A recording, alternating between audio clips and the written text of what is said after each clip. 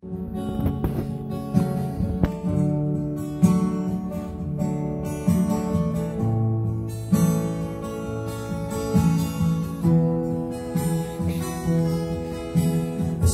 the name of Jesus over you, and your hurting and your sorrow, I will ask my God to move.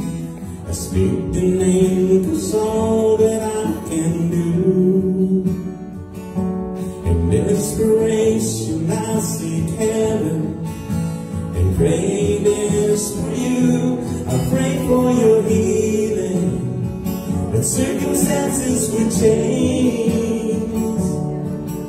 I pray the fear inside would be in Jesus' name. I pray that a breakthrough would happen today. I pray miracle over your life in Jesus' name. In Jesus' name.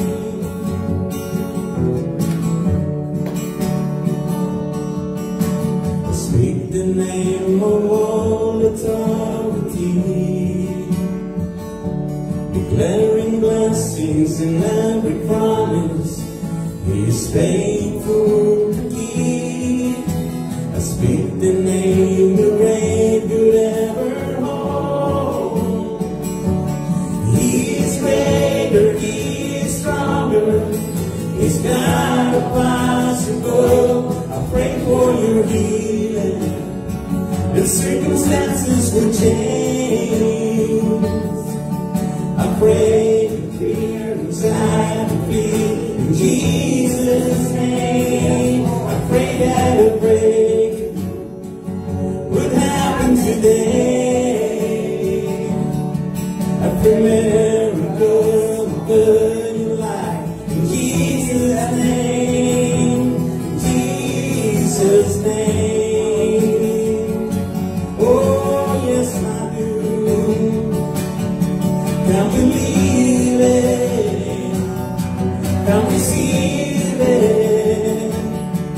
Of the power of His giving, now forever yours. Come believe it. Come receive it. In the mighty name of Jesus, all things are possible. I pray for your healing, that circumstances will change. I pray the fear inside will flee in Jesus' name. I pray that a breakthrough will happen today. I pray miracles over your life in Jesus' name. I pray for revival, for restoration of faith. I pray that death will come to life in Jesus' name. In Jesus' name. In Jesus' name.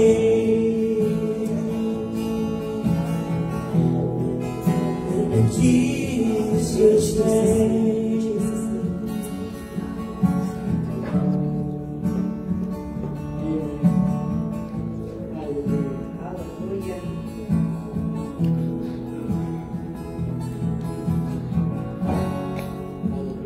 There is no other name given among men whereby we can be saved except the name of Jesus. Lord, we honor you, God, in our gathering this afternoon, God, and that's our one desire, Lord God, that your name, your holy name, your excellent name is the name that will be honored, God, in our assembly this afternoon.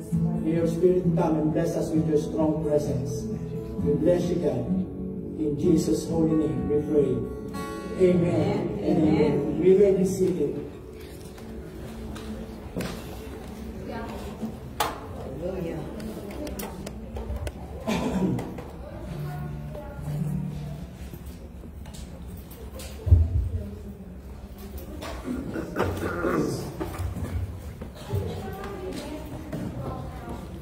we'd like to first greet our friends online.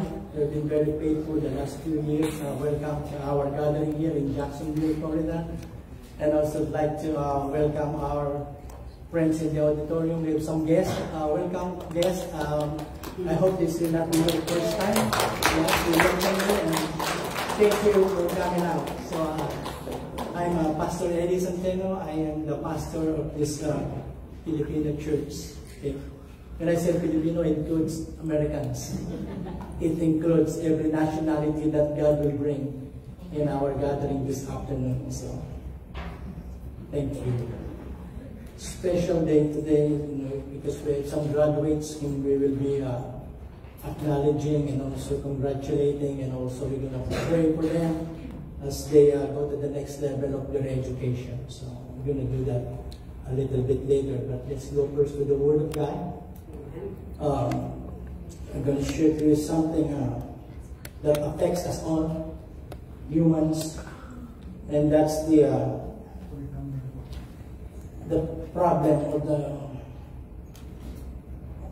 struggle that we always have in this life, anxiety, the end of anxiety. So, in Tagalog, the one written down below ang katapusan ng pagkabalisa. So that's the Tagalog of the English, the end of anxiety.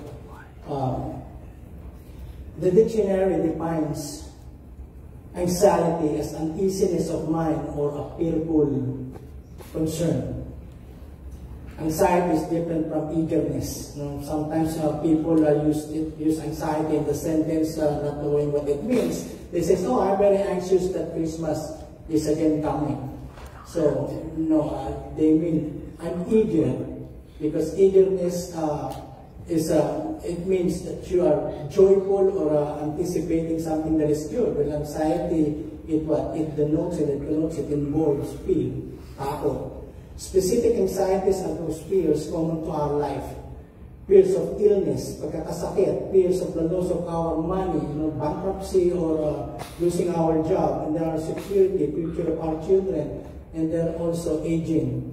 So as I scan you guys, most of you are already there. So old age, so it comes with a lot of anxieties because let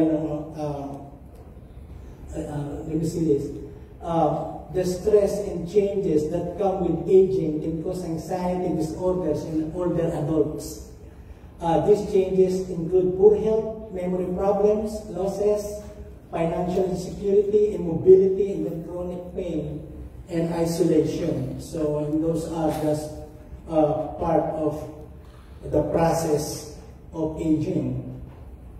And I read this article when I was studying this, and this is Mayo Clinic. They have an article about anxiety disorder. And they said, experiencing occasional anxiety is a normal part of life. So that's what they said. It's a normal part of life.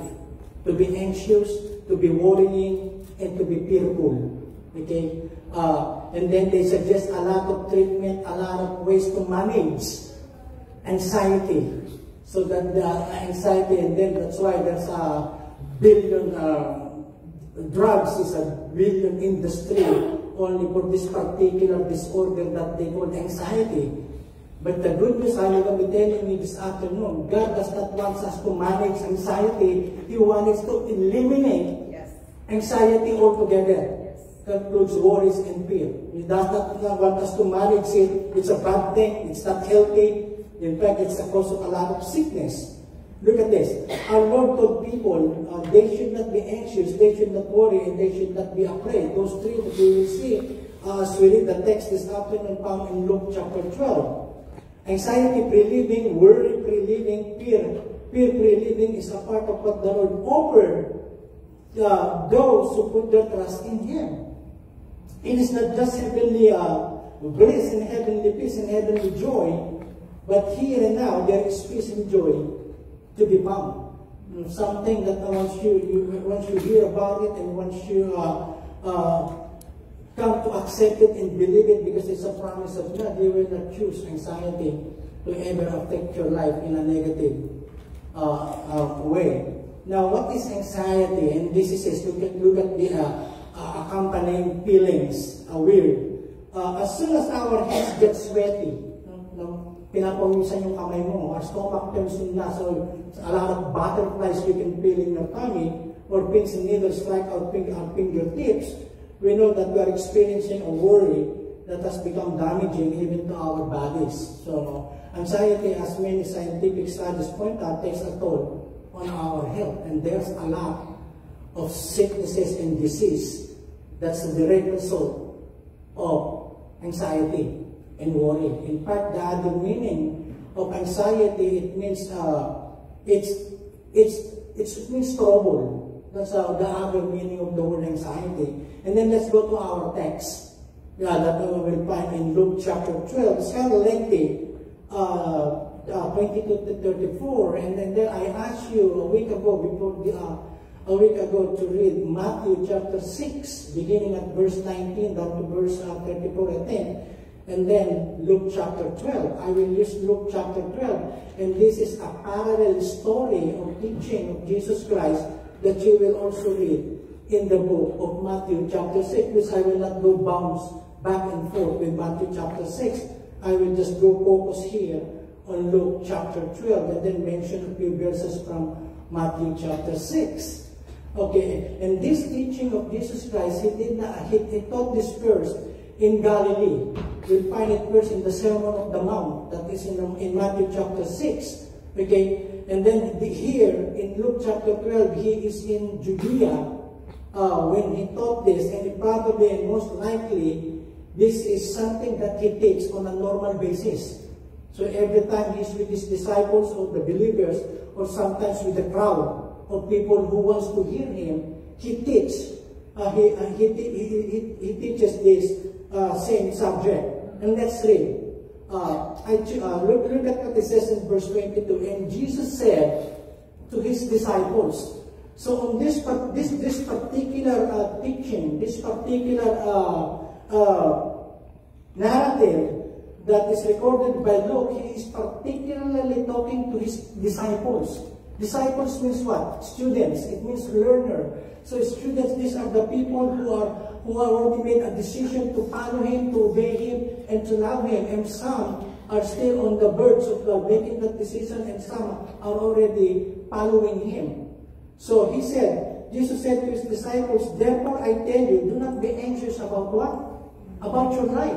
So there are only two categories of anxiety that we human experience in this life. First is the physical realm of our life, and the other one is the spiritual. And you will see it here in these teachings of Jesus.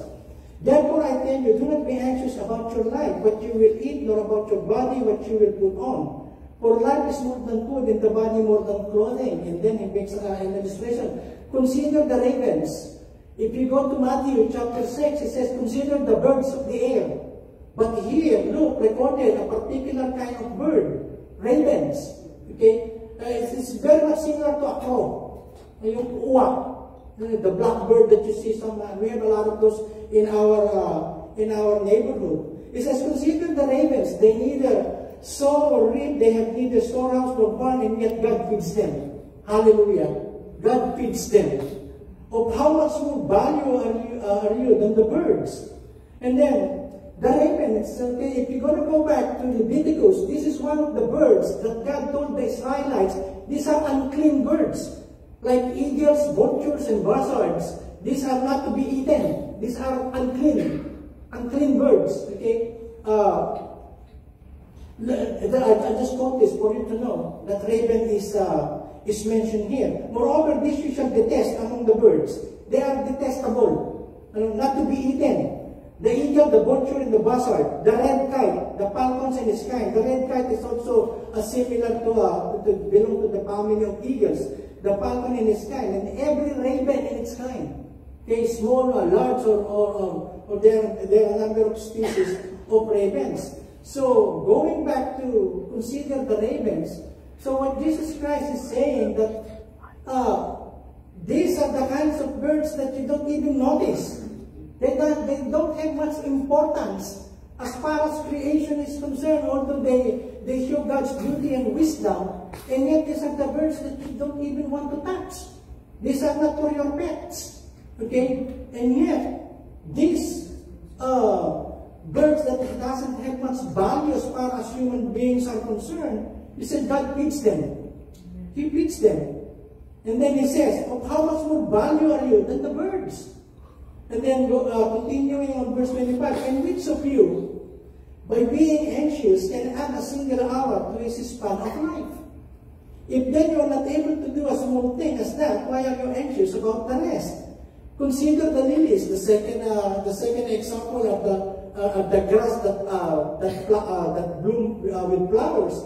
Consider the lilies, how they grow. They neither toil nor spin. Yet I tell you, even Solomon, the most well-dressed individual in the Bible, in the whole of the Bible, the most well-dressed is my buddy Solomon. It means peace. He is the son of David. He wrote Proverbs, Ecclesiastes, and some of the Psalms.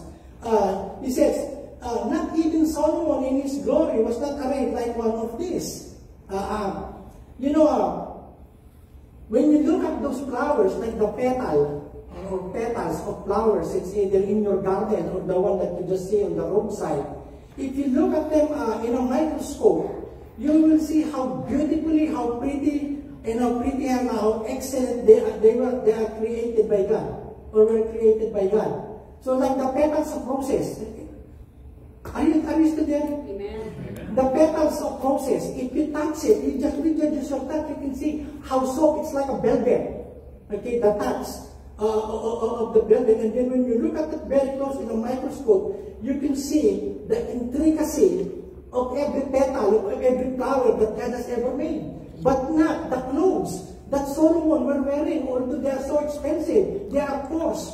They are made of coarse materials, so it's not smooth, but they are rough. That's why Jesus Christ said, even Solomon in all his wealth and glory and riches, he was not arrayed like one of these. You see them now, and then later on, you don't see them anymore. Okay? So, and God says, consider them. They're so beautiful, they are there to clothe the valleys and the field. But soon, they are all gone. Continuing. But if God so clothes the grass, which is alive in the field today, tomorrow is thrown into the oven, how much more will he clothe you, O you of little faith? So you see, of your little faith. And then he mentions that grass are thrown into oven. You know, back during their time, in the Old Testament and in the New Testament, they don't have oven that has gauges or that has that you can adjust the temperature to 250, 350, 450, depending on what you are baking or cooking in your oven. You can just adjust. But during that time, the way for them to adjust the temperature of their oven is to put grass. Okay, that's why you can see the grass, they are pressed, they are blooming. And yet after about a day or two, they become dry. They gather them and put them in a certain storage. And then when they are cooking, they put a little bit to increase the temperature of their oven manually. They add grass. Okay, if they wanted to go from 250 to 350, although they don't have those numbers back then. And that's why Jesus Christ says, they are alive today, tomorrow is thrown into the oven. For us, it's not relevant because we are living in the 21st century and everything is what? It becomes very handy. And then you have those gauges that you see in those appliances. Okay, I'm just telling you some side explanation of what Jesus Christ was saying. How much more will he clothe you, or you of little faith? So for so many people, their concern in life is the basics. Food and clothing. What will I wear to impress other people, or what will I wear to protect me from the heat or to protect me from winter? And things like that. And you remember back then, their life back then is not the same as our lives today. When they speak of food, it's something that they gather, they prepare every day. Unlike us, we have instant food. Okay? So we have, when I said instant food, it's all in one pack. You can have your side dish, your entree, and your dessert in just one package, and you can just eat it right away, and you're good. Okay, but not them. When they talk about food, the food is they have to prepare it. Sometimes they have to catch animals, they had to gather in their fields to make it. The same thing with clothes. They don't have RTWs back then, ready to wear. They don't have those. During the times that serving Jesus Christ is saying, these are the things that you are concerned with. You need it, but they are not your priority in life.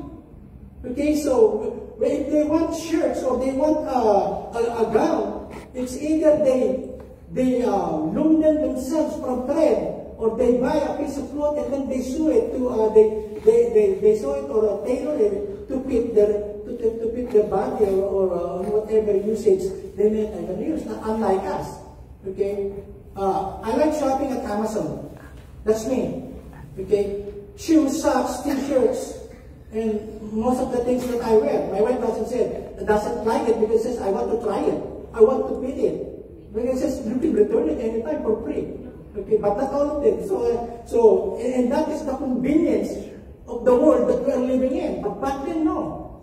Okay, so it says, and then, so life is not just eating and putting on clothes. It says, oh, you little bit at 28, and do not seek what you are to eat and what you are to drink, or be worried for all that's the second one. The person, do not be anxious. He says now, do not be worried.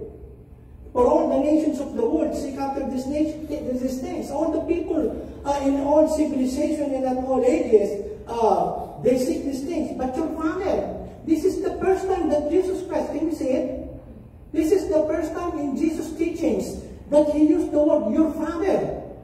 Do you remember when He taught them about the Lord's Prayer? He says, our Father who art in heaven. But now to His disciples, He's saying, He is your Father. You are related to Him. You are His children. And Jesus said, and your Father knows that you need them. What are the needing? The basis of life. God knows. And then finishing it. Instead, He said, do not worry, don't be anxious, do not be afraid. Instead, He said, seek His kingdom. And this is all the very purpose of why God saved us. Or what God created us. To seek Him. Okay? To seek His kingdom. And what will happen if you seek His kingdom? If you live right in the eyes of God, He will not take anything from you that you need. He will add. Hello? You see, look at what it says. And these things will be added to you. And then verse 32, a very loving concern from the Father. It says, fear not, little flock. We are His sheep. It says, fear not, little flock. Do not fear. Okay, takot. For it is your Father's good pleasure to give you the kingdom. So first your basic needs in life, that's your physical needs. And now He said He is also concerned with our spiritual life. That's why He speaks about the kingdom of God. Verse 32, 33. Again, and the same thing that He told that rich man who came to Him. Sell your possessions and give to the needy. Provide yourselves with money bags and do not grow old with a treasure in the heavens that does not fail, where no thief approaches and no moth destroys. For where your treasure is, there will your heart be also. And then see, there's a lot of promises in the Bible that encourages and tells us to trust Him. Okay? And sometimes, when it comes to trusting God, we say that, oh, others can trust God because He's good to them. But to me, I'm not seeing God's goodness. And that's a lie. That is not true. If you're a child of God, He treats you the same way as He treats all of His children. Okay? So look at this. If you know that God is with you and God is for you, okay, and that He is your Father, and look at this. Even though I walk through the valley of the shadow of death, I fear no evil. And makes all the difference. For you are with me, your rod and your staff, they comfort me. Okay, it's not that He is afraid of the valley of death or he is afraid of evil, but it makes all the difference when you know that God is with you. Okay, He's not only with you 2 hours on Sunday in a church, but He is always with you 24/7. Whether you are aware of it or not, He is right there with you. Lo, I'm with you always, even unto the end of the age. And that's the promise of God. And knowing that God is my shepherd, that I am His sheep, I am well provided for. He leads me beside still waters. Those are better than Evian, or not better than Cypress Hills. Okay, and then look at this. And then in Matthew, I will show you what Jesus Christ says. Now, in the narrative according to Matthew, therefore I tell you, do not be anxious about your life, what you will eat or what you will drink, or about your body and you will put on, or what you will put on. Is not life more than food in the body, more than clothing? What he is saying is, if God has given you life, how can he not give you the things that you need? Okay, and that's what he's saying. Do not be anxious about life. Okay? They said that worry can never solve a single problem. No. Okay? And then look at what it says in Philippians 4:6. And this is Paul talking to the believers in Philippi or in Philippi. Do not be anxious about anything. Huwag kayong mag-alala, mabalisa sa anong bagay. Kung ano man yun. Sometimes the look of your husband, it makes you anxious. Hello? Sometimes the way they behave, sometimes especially when they're aging. I'm not going to go to that again. Okay? Do not be anxious about anything that you can think of. So how many of us here this afternoon, when I'm making my noise loud, I just want to get your attention. The church is not a good place to sleep. No, it's not. It's so hard to sleep sitting down with your one eye closed. And then when you hear Amen. That's all. But anyway, look at this. But in everything by prayer and supplication with thanksgiving, let your request be made known to God. So there we go, another promise. And then I'll show you 6 points from what we just read in Luke chapter 12, verse 22 down to verse 34. Worry is a failure to understand divine priority. Divine priority, yung una mo, yung dapat mong unahin. You're majoring what is major and you're just minoring and what is minor. Look, going back to verse 22 and 23. And Jesus said to his disciples, therefore I tell you, do not be anxious about your life, what you will eat, or about your body, what you will put on. For life is more than food, and the body more than clothing. Okay? So, we need them, and God knows that we need food and clothing, but at the same time, those are not our priority in life. Those are not priority in life. Like I said, and I will show you a lot of verses regarding this, that God knows our needs. God knows the basic needs that we have. Sometimes more than what we are concerned about. You know what I'm saying? And look at what it said in 1 Peter chapter 5 and 7. Casting all your anxieties on Him. Lahat ng iyong pag-aalala. Like lahat ng iyong pagkabalisa. That anything that is troubling you and giving you a sleepless night, and giving you stomach aches, and giving you migraine. Okay? All of those. Give it to God. Give it to casting all your pressures like a casting net. That's what he's saying. Okay? Okay, because what? He cares for you. God cares for us. And that is divine priority. And that means that we are God's priority.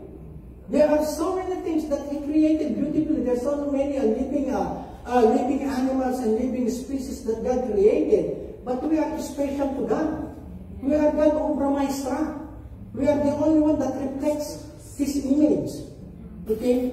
And so, that we are God's priority, and we should know that. And look at again in Philippians 4. And this is Paul. Not that I'm speaking of being in need. Look at this.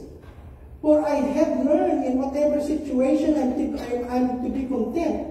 I know how to be brought low, and I know how to abound in any and every circumstance. I have learned the secret of facing plenty and hunger, abundance and need. I can do all things through Him who strengthens me. So if God gives me abundance of things, of material things, of food and things like that, then I'll take it and I'm thankful to it. But if God gives me just a little bit of anything, then God knows that's enough for me.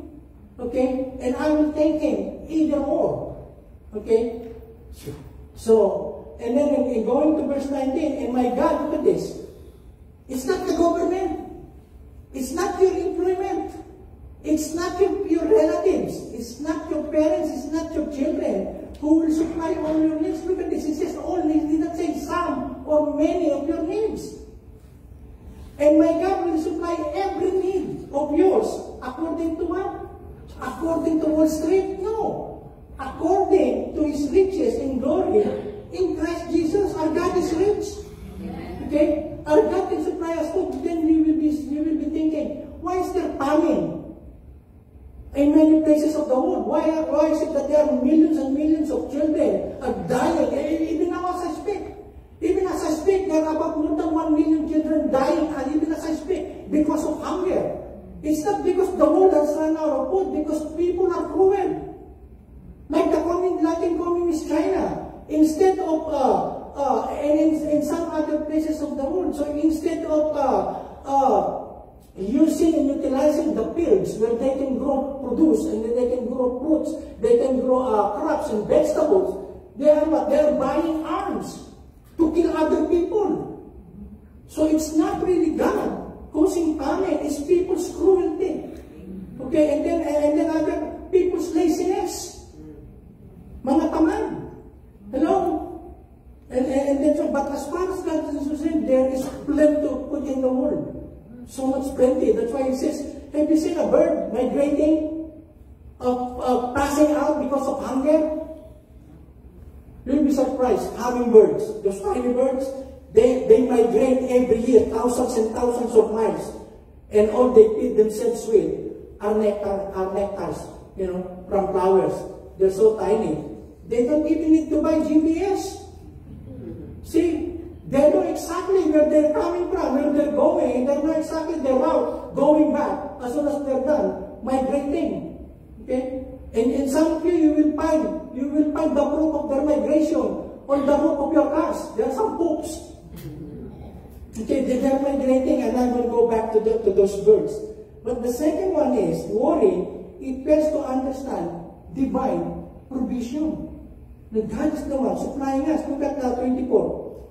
Consider the ravens. Okay, in some translation, crows, uwak.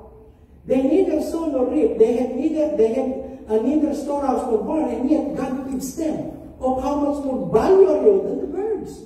We are more valuable, we are more important to God than everything that He has created. Look at this. This is what He's talking. And this picture is I've taken in one of the places in Israel. They said they neither toil, they neither sow nor harvest. They do not build barns to put or to store their harvest.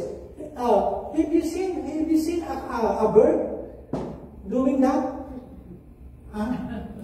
No. Look at that. Look at what he has to say. Do you do that? I don't think so. God feeds me.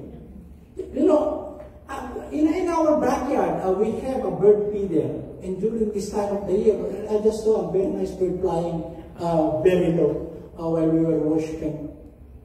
But you can see different kinds. They have cardinals, they have robins, and then sometimes we see hummingbirds. And sometimes I hear some woodpecker in my neighbor's backyard.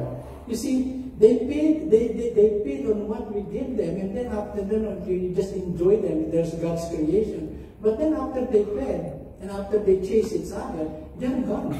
Okay? But you see, even though you don't put your bird feeder there, God will supply food for all His creation.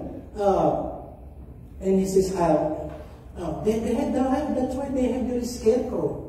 Okay? They have to shoo away some of these birds that are eating some of their crops. And when Jesus Christ was talking about the birds of the air, in Israel, it is a funny place. That's the map of Israel. They have the most number of birds. I want to read, so I won't miss it.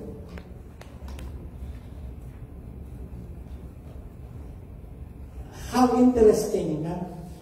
Most likely, while Jesus Christ was teaching this important message to them, and when He says, look at the birds of the air. There were more birds in Israel than any place on the earth. Look at this.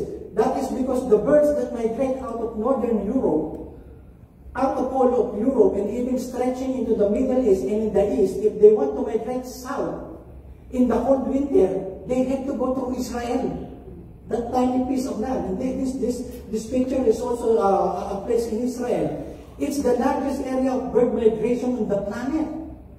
Because east is the desert, barren of little or nothing, and west is the Mediterranean. That little land that we call Israel is the most fertile. Okay, or sometimes you can pronounce fertile, but it's fertile. Okay, soil in the world, and it's always been a dense place for bird migration. Consider the birds of the air. In fact, it's been a problem of many Israeli pilots, both military and commercial airplanes. It's their big concern because a lot of birds, while they're flying, get into the engine of their plane because there's so many of them. So when Jesus Christ says, consider the birds of the air. So what he is talking is, God feeds all of them. How much more are you? He will feed you. Okay? But he doesn't want you to be a glutton. Neither he wants you to be anorexic. It's something. You don't look pretty when you look like a skeleton. Okay? And you cannot serve you cannot fulfill the purpose of God if you are always sickly. Okay? So when I said eating, God wants us to eat with discipline, moderately. Okay, like we have lechon. Yes. Okay?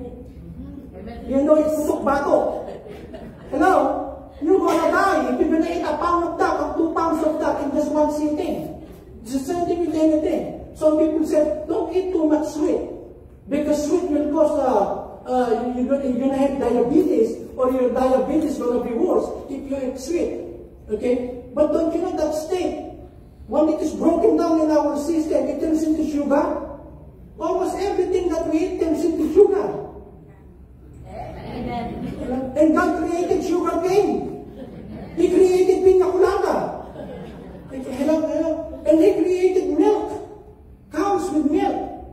And then we can process it to eat ice cream. Leche flan. Hello? And tres leches. Hindi masama yun. 3 kinds of milk.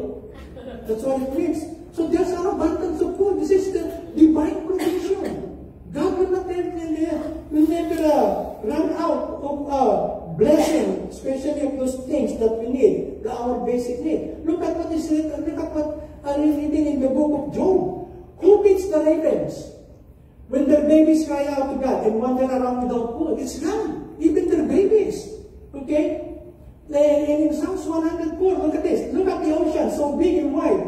It is filled with all kinds of sea life. There are creatures large and small, too many to count. Lord, all living things depend on you. You give them food at the right time. Hello? At the right time. So God provides for them. If God provides for the birds, the ravens, okay, these creatures does not serve God. They are not like us, in which God wants to fulfill His purpose. And then in Psalms 147, look at this. God gives to the beasts their food and to the young ravens that cry. And then going on, in Psalms 37, look at what David said. I have been young. Ako ay dating bata. And now I'm old. Yet I have not seen the righteous. If you are living right with God and you have a relationship right with God, and look at what it says. Yet I have not seen the righteous forsaken or his children begging for bread. Psalms 34 verse 10, those young lions suffer want and hunger, but those who seek the Lord lack no good thing. Hindi nagkukulang. Hello? Yes. See, and that is the God that we preach here every Sunday. That's the God that we learn from this book, from the Bible that He gave to us. It's interesting. God will provide for our needs. Okay? We were able, they got dismissed early. That means I have to finish. We were able to pay our mortgage with one paycheck. It's only my wife working. I'm no longer working. And we will pay our mortgage. Not in 30 years, 40 years. we were able to bear it very early. See, and it is God's blessing. It's only here working. And then the second thing that God has blessed us, this is saying, I will bless you more than sometimes over what you need. We were able to send 2 of our kids, our daughters, they're big now, okay, to college and finish their bachelor's degree in college without us spending $1 for their tuition. Okay? Without us spending $1 for tuition, and some parents, especially now during graduation, that is their main concern.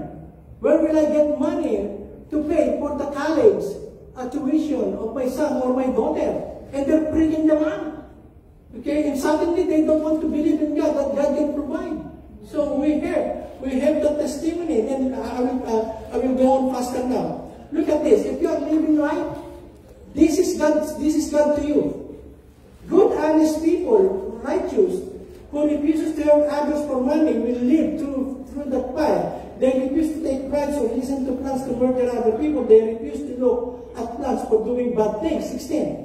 They will live safely in high places. They will be protected in high rock fortresses. They will always have food and water.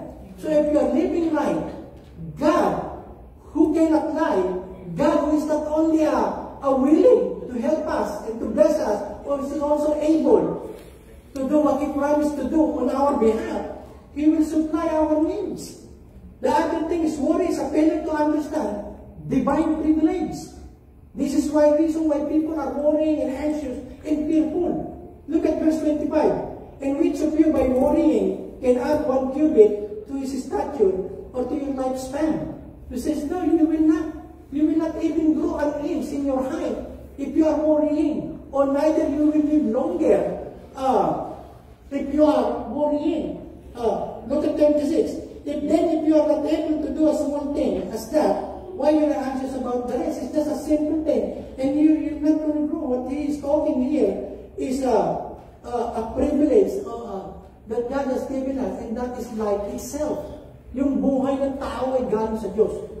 And I will tell you something. Are you still there? Amen. Regardless of how healthy your lifestyle is, regardless of how much concern you have for your health, those are not bad things. It's good to exercise, it's good to eat the right food, and it's good to eat the right amount of food. Kung nandito na, tama na. Hello? There are times when I first got here in the US, we used to go to buffet, eat all you can. I don't eat ice cream, I don't drink green tea, but we paid $19.99. We have to at least make the most of every dollar we pay. So I will eat up to here. Did you enjoy? No. I'm having constipation. Okay. So, but we are not.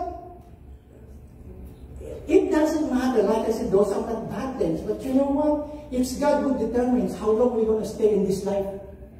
If God will want to take you, regardless of how healthy you are, He can take you right here and then, right here and now. Okay? So nothing in our effort to lengthen our life will help. It is God who holds our next breath. Yes. And you have to know that. It is not you. It's not because you're so smart, you have a lot of resources, and you are taking care of yourself. No, it's God. And God has given us a privilege to live.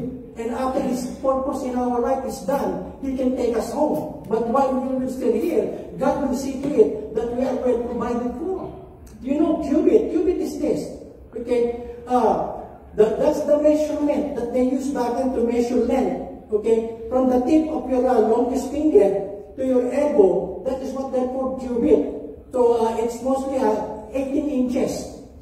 So if you are 5'6" now, okay, and you want God to add 1 cubit, that's 18 inches, can you imagine you become 7-footer? Okay? So it will not even help you if you become taller by 18 inches. What God is saying, it's God who giving you the length of life. And that is a privilege. Thank you, Lord, every day. I wake up and I'm healthy. I wake up, I'm still alive. You have a purpose for me to fulfill, to honor you and to glorify you. My life is not for me. It's not for my family. My life first is yours. You're the one who determines the lifespan that I'm going to spend in this life. So why will I worry? Insomnia is not from God. Hello? Some people are having insomnia because of worrying. The Bible tells us that God never slumbers. So let Him stay awake and you rest. Amen? And that's a good thing. Another thing, worry is a failure to understand divine preference. Look at verse 27. Consider the lilies, how they grow, they neither turn nor spin. Yet I tell you, even Solomon in all his glory was not arrayed like one of these. Verse 28. But if God so clothes the grass, which is alive in the field today, and tomorrow is thrown away in the oven, how much more will He clothe you, O you of little faith? So there here comes now anxiety and worrying and always being afraid is sin. You know why? Because you are distrusting God. God said, I will provide for your every need. And when you are doubting God, you are sinning against Him. Okay? Let everyone be a liar, but let God be true. God is true to His what? To all His promises. It is yes and amen through Jesus Christ. So if you are a believer in God, I'm not talking about a member of church. Church membership will not bring you to heaven. What will bring you to heaven is your relationship with Jesus Christ.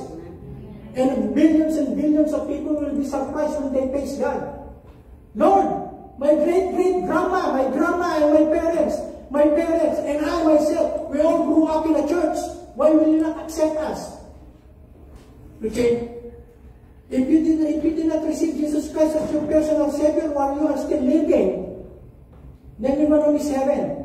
And to some, especially Filipinos, there are a lot of Filipinos watching me now on Facebook. Okay? And sometimes it is too late. Okay?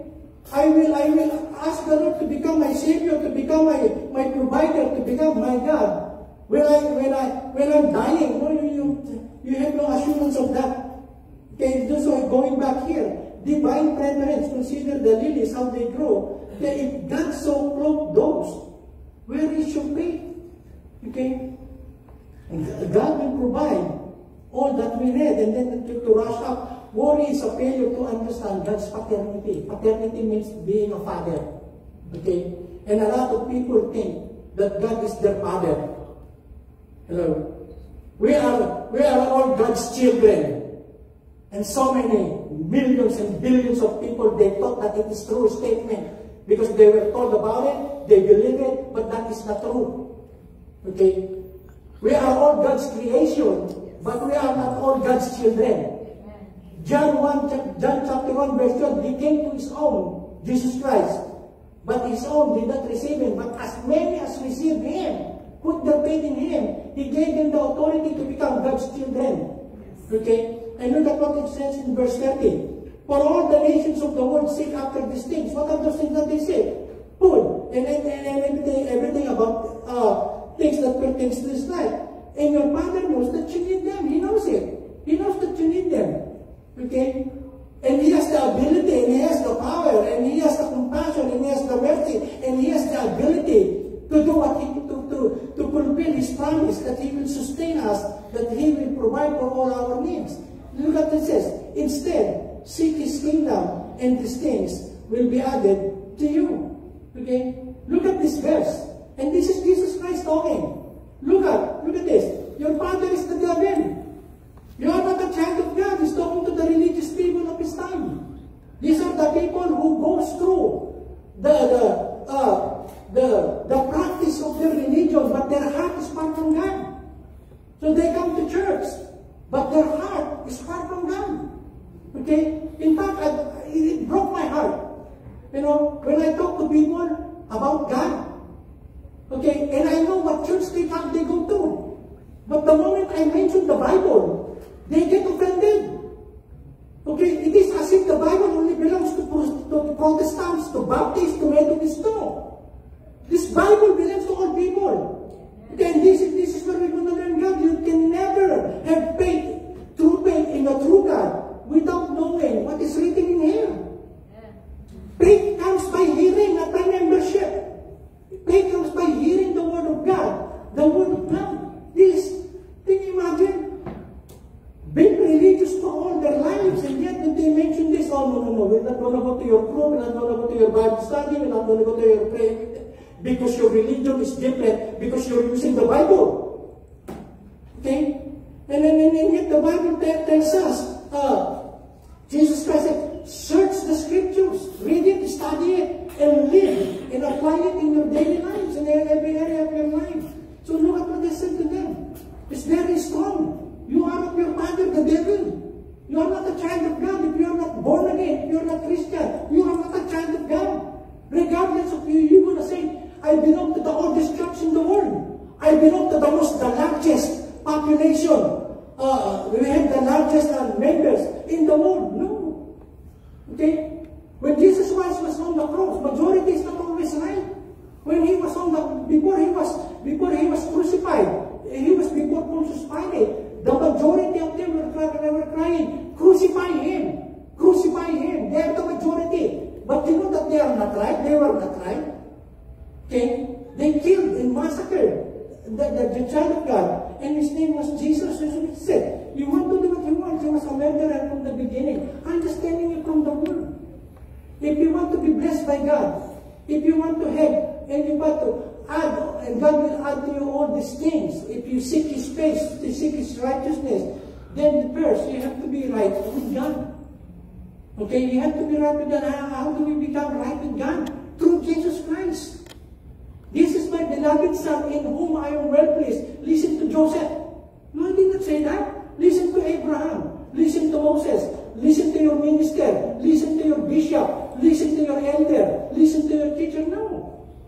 When God said, this is my beloved Son, pertaining to Jesus, hear Him. Hear Him. Okay? He who has seen me has seen God, Jesus said. I am the way, the truth, and the life. No one comes to the Father except by me. No one. No one comes to God except through Jesus Christ. So I'm just giving it. I want to end. And this is believing in Him, you will become the child of God. But on the other hand, it's just the common grace of God. There are some people who think, I'm about to end. There are some people who think that God is giving us favor because look at us. We are rich. We live in a big house. We drive a very nice car. Our children have finished their college degrees. Some of them are physicians, some of them are lawyers. We are blessed by God. Not necessarily. Not necessarily. Okay? Saddam Hussein is richer than many of us. And yet Saddam Hussein, when he was alive, okay, his sons, they burn $100 bills to light their smoke, their cigar. Their posset in their homes of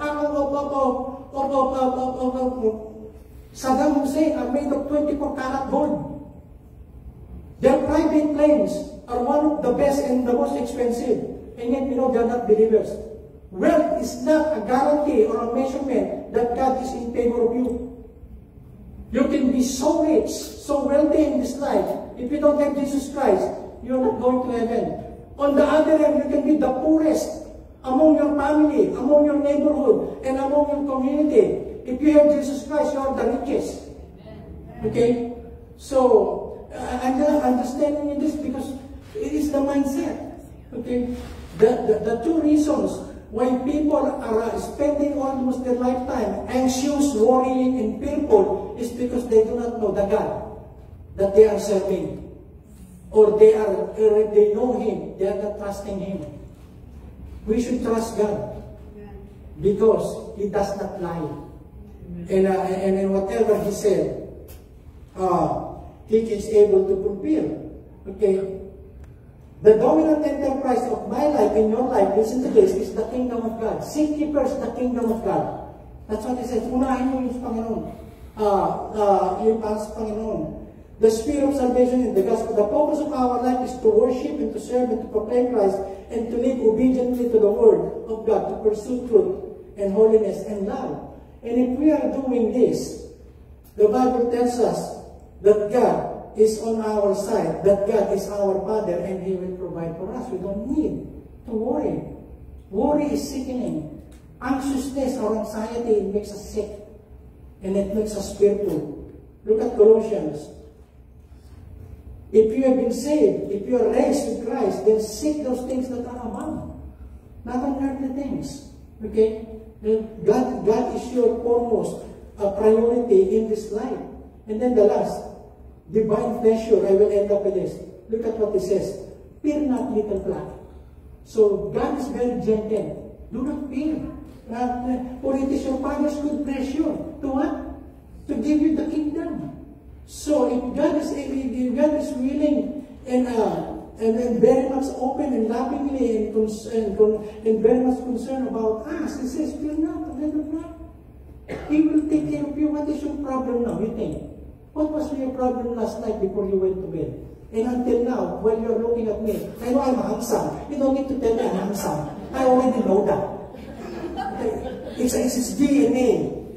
And it is and it's so true. I have a teacher in 2nd grade who used to pinch me on my cheek and tells me, you are so cute. So I know that. I know that. Even though when I was just a 2nd grade. So it's a good pleasure. God loves us. He doesn't hate us. The thing that He hates, sometimes it's our bad attitude. Okay? It's our negative attitude. And that says it. I will just say this again. Okay, I got 2 more minutes, please. Okay, 2 more minutes. Hindi nga kumakain ng dinuguan, pero chismosa. Hello? Sapat mamaya sasabihin yung English no, it's so hard. It's blood and you eat it. Okay?